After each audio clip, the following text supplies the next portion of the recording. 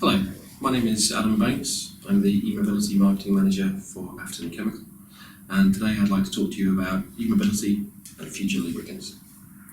Now imagine far in the future, you wake up in the morning, your mobile phone gives you your alarm, but it's connected to your calendar, and so it knows that you're going to work that morning, and it's ordered a car for you. This turns up, you have your breakfast in the car, as you zip to work, missing other cars by millimetres. It's talking to them after all, going through the different junctions and arriving at record speed. The car then takes itself off, parks it up and gets charged, ready to service another subscriber to the mobility service.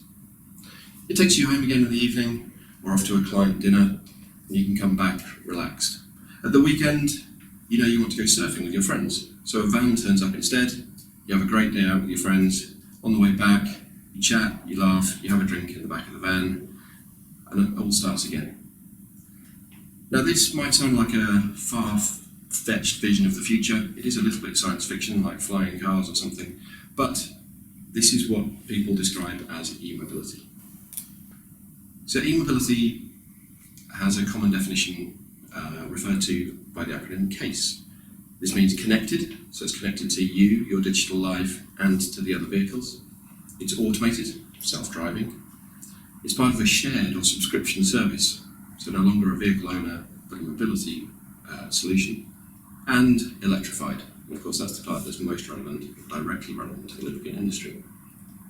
So we believe that there's a big change coming, and automakers, governments, invested people are looking at these. So Daimler believe that there'll be a bigger change in the next 10 years than there has been in the last 100. Ford is looking at changing over their business model.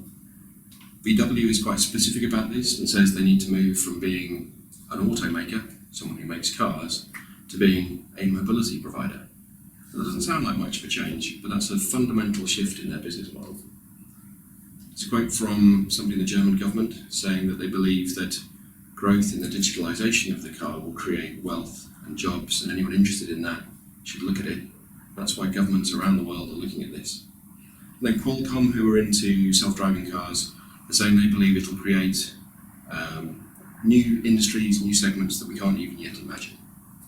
So the effect of all of this on the lubricant industry, particularly around the connected, automated, shared part of it, will be that the structure of the industry will change somewhat. The channel model may be different because the person responsible for servicing the vehicle ultimately is somebody else. It's no longer the owner of the vehicle, but rather the mobility provider. In addition, if you have vehicles operating all the time in a shared service, this will increase their intensity of usage and the duty cycle they experience, more like taxis. So one possible outcome of all of this will be it will concentrate business into fewer, larger pieces, which could in turn prompt consolidation of the oil industry. In addition, alliances with whoever owns mobility, which is far from clear at this point, may also be critical. Who will own mobility? Could that be the OEMs, as VW have expressed? Could it be somebody like Uber, or Hertz, or Apple, or the energy companies? We don't yet know, but we feel like alliances in these spaces could be important. So the driver for electrification is clear. It's government legislation, and this is forcing the OEMs to electrify. They have no choice if they wish to be profitable. And around the world, legislation based on CO2 is driving this behaviour. This can be implemented in a number of different ways, and this is a simple overview of the different types of electrified vehicle that the OEMs are looking at. So we're all familiar with the traditional model. So that's where liquid fuel goes into a combustion engine, which goes to a transmission with mechanical power, and that powers the vehicle. The biggest selling vehicle of this type in the world today is the Ford F-150. At the opposite end, we can also imagine a battery electric vehicle. So we have electrical power, powers a battery, and that goes via an electric motor and a gear set, so an e-axle, and powers the vehicle. The Nissan Leaf is a very good example of this. In the middle, slightly more complicated, are the hybrids. So hybrid meaning two power sources in one vehicle, and the majority of these for passenger car are parallel hybrid. In this case, we certainly have liquid fuel to power the engine, and we may have direct electrical power put in, either that or via the engine. That then provides mechanical and electrical power, which is brought together by the transmission. That has a more complicated job to do because it now includes an electrical motor. The other type of vehicle is the series hybrid, perhaps less common, certainly in passenger car, restricted to only a few range extenders and so on. In this case, the combustion engine is relegated simply to the position of an electrical generator that powers the battery and then through to the electric motor. So there are some barriers to electrification, and some of these are bigger than others. So consumer buy-in and confidence in the technology is one. I think electric vehicles or electrified vehicles have now become quite cool. Tesla has done a big job in that. However, there are still concerns around range, making sure that you can get far enough, and total cost. These are being improved as battery technology comes forward. Then there's infrastructures to support it. So once you've got that vehicle in place, can you charge it at home and on the middle of your journey? And in fact, can you create the vehicle in the first place? Is there enough lithium and other materials available in an ethical way to provide these vehicles? But I think the biggest barrier to electrification is going to be energy demand. So making sure that the right energy is in the right place at the right time. So having enough of it. If you had every single truck in the world stop for lunchtime and plug into a fast charger, you would have a big problem. The grids would have an issue, and making sure you have all of that energy from renewable sources available when it's needed is a big problem. The infrastructure required to enable that requires a long time to put in, a lot of forethought from government. And depending where you are, you may have more or less confidence of that happening, and that will really dictate the speed of electrification or how fast it could go. If it goes slowly, if these barriers are big, then we'll be in for hybrids for a lot longer. So our forecast for all of this then is that combustion engines will continue to grow out beyond 2040. That means that the volume in the industry will remain for a long time, although what we sell and how we sell will begin to change as hybrid electric vehicles come in from 2030 onwards towards 2040. The projection for commercial vehicles is similar. We continue to see growth out to 2040 and beyond. In fact, really a transition of any significance really only comes from 2040 to 2050, and that's forecasting a long time in the future, so uncertainty there. So here's that same data presented but for sales of passenger car vehicles, and we can see that from 2030 onwards, a larger part of the vehicle sales start to move towards hybrid and electric vehicles. Well, as we forecast that far out, of course, it's difficult to tell really between the ratio of hybrid and electric vehicles. Now, so far, the statistics that we've spoken about have been global averages, but we know that the speed of adoption is going to vary quite a lot depending on the application, where it's used, and how it's used. So the vehicle purpose and the duty cycle will make a big difference. We see, for example, buses having already quite a large penetration in the market globally. But if we look at the region, that's probably going to be the biggest difference in what we see. Some governments, some local regions, and some cities will push for legislation earlier than others. And that means we'll have pockets where there is a much higher degree of electrification and a market for future lubricants. One example that's commonly cited is Norway. So in 2019, the percentage of plug-in vehicles, so that's battery electric and plug-in hybrids that were sold, was already at 56%. You can contrast that with India, which does have ambitious targets stated by its government, but nonetheless the passenger car vehicle sales that were electrified were 0.04. Even within regions there are differences. So if you look at the US as a whole, at 2.1% sales in 2019, and then we look at California, which is pushing much further ahead with these kind of rules, and that was at 7.7. Differences in Europe as well. Average for the EU is 3.6, but you can see there are different figures for Germany, for Sweden, for Norway, and so on. So worldwide, we see differences in the uptake of electrification and in the different type of technology used. So in the case of hybrid electric, that's non-plug-in, Japan took an early lead in that and continues to push that through policy. So we can see they have a big share of the hybrid electric park. For battery electric and for plug-in hybrid, particularly battery electric in the case of China, We've seen big growth in that, and China has been the lead in that. The Middle East Africa region is represented here in other, as it often is in this kind of data, and getting good, reliable data for the relatively small number of vehicles sold in the Middle East Africa region today is challenging, but it is something that we're continuing to look at. The physical geography of Middle East Africa means that the whole region is going to have some challenges taking this up in terms of the spread, the size of the region, and also in terms of fundamental supply like power supply and distribution. However, we will see pockets of growth in certain urban regions, such as in UAE, in particular Dubai.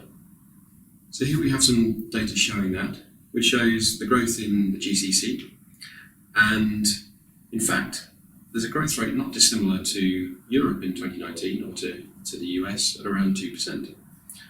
Over the course of the next 5 years, we expect the growth rate to show around 7% for various different electric vehicles.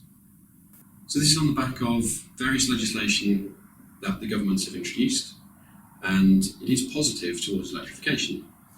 This is to try and help clean air for the citizens and also to move away, as per other policies, from an oil economy. For drivers, there's an element of prestige. Electric cars are now cool, but also with some government incentives. Those need to be there, given that, in spite of recent rises, the low fuel cost in the region. Dubai has a target to try and hit, and they want to go for 10% EVs by 2030. That's 42,000 vehicles. So what does this technology mean for the lubricants? Well, in a parallel hybrid, as we explained before, the engine's job is to still power the wheels, but also sometimes to top up the battery. And the way this works then is that it's able to have a relatively smaller engine working at a higher capacity most of the time. So a smaller engine with reduced peaks, but operating at a higher part of its range. To service this, the fluid needs to be efficient. That's the aim of these vehicles, of course, but also it needs to protect for cold starts, for corrosion, emulsion, and fuel dilution. And the additive needs to deliver those points with anti-wear and corrosion prevention. Now, the transmission is somewhat different. In these vehicles, the job of that is to lubricate not only the mechanical transmission, but also the electric motor. That then brings in new fluid requirements around cooling, compatibility, and electrical properties, and with that, the additive needs to help perform. In a battery electric vehicle, of course, there is no combustion engine, so no engine oil. However, there are still lubricants required for battery electric vehicles, and in the e-axles, which also can, as well as the gear set, can lubricate the electric motor, there are technology needs. So again, like in the parallel hybrid, we need to be lubricating the electric motor and the gears, so providing protection for those while thinking about cooling, compatibility, and electrical properties. So to illustrate the difference in duty cycle and life that the engine oil will have, here are a few examples of engines. So in one duty case, you may have somebody that drives around somewhere rural for a time before heading out onto the highway as their daily commute.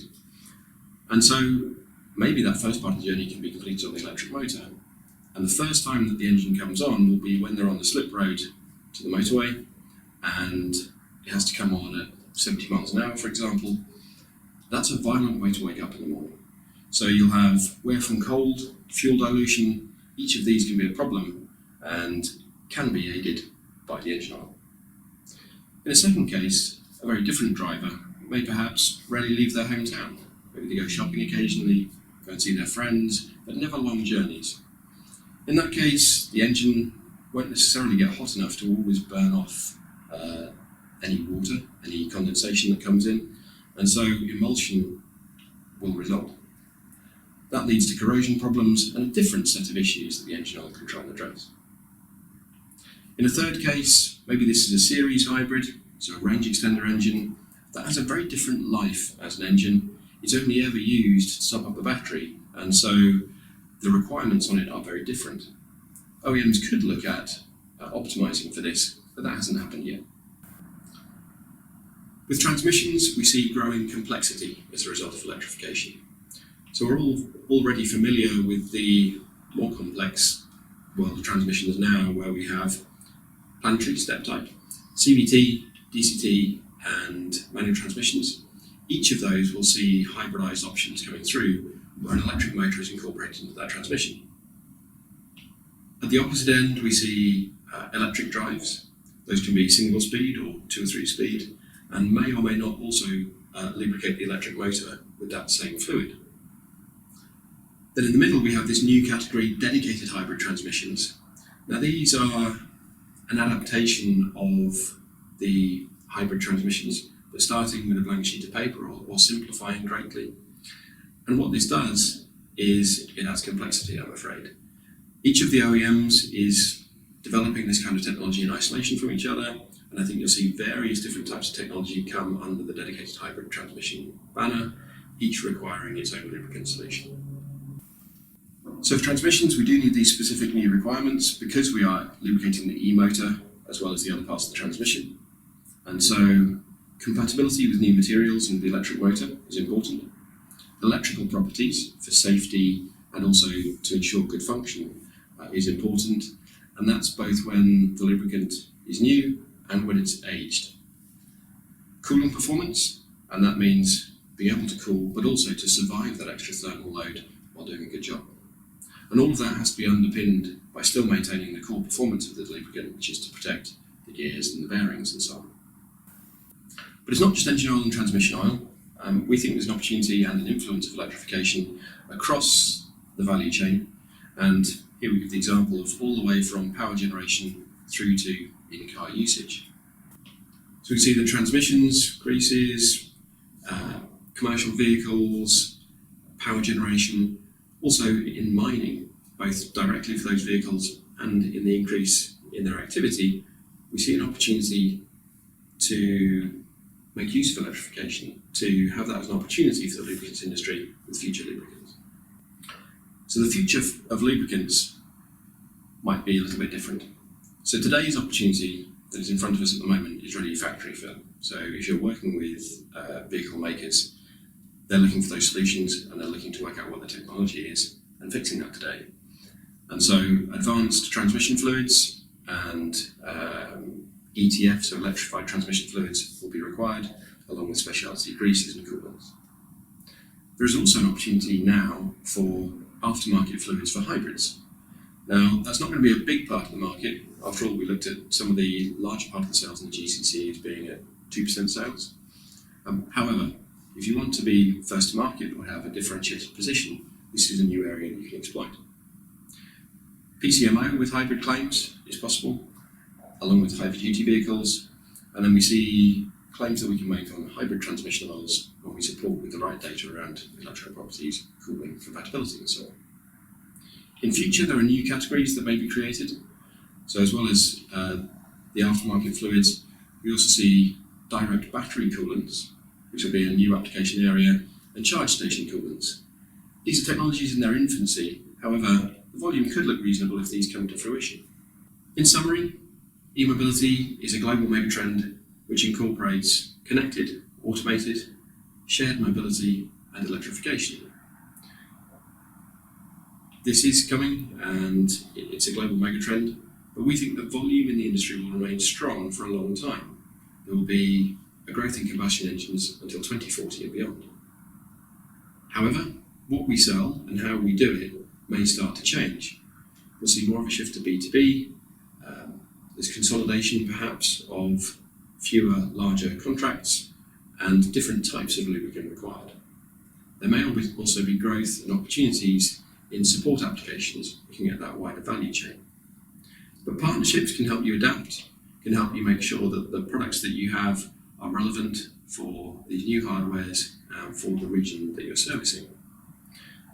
That could be pioneering technology in transmission oil, or it could be extra claims to add to your aftermarket portfolio. And partnerships can help you adapt and help you have the right future lubricants. Thank you very much.